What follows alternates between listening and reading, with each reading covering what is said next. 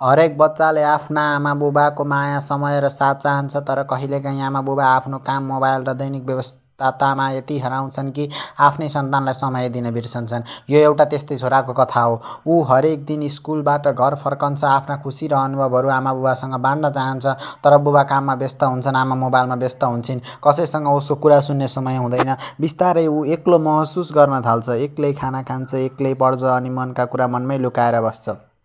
एक दिन आमाबुबाले उसको उदासी देख्छन्। उनीहरूलाई आफ्नै गल्तीको महसुस हुन्छ। त्यसपछि उनीहरू मोबाइल र कामलाई केही समयका लागि छोडेर आफ्नो छोरासँग समय बिताउन थाल्छन्। त्यस दिनदेखि घरमा फेरि खुसी फर्किन्छ, किनकि बच्चाहरूलाई महँगा उपहार होइन, आमाबुबाको माया, साथ र समय चाहिन्छ। हरेक अभिभावकले आफ्नो काममा मात्र व्यस्त नरही आफ्नो छोराछोरीलाई पनि समय दिने गरौँ। छोराछोरीप्रति ध्यान नदिनाले उनीहरूप्रति नकारात्मक असर पर्न सक्छ। दिनमा केही समय आफ्नो नानीबाबुको लागि छुट्याउनुहोला। समय दिनुहोस्, माया बढ्छ।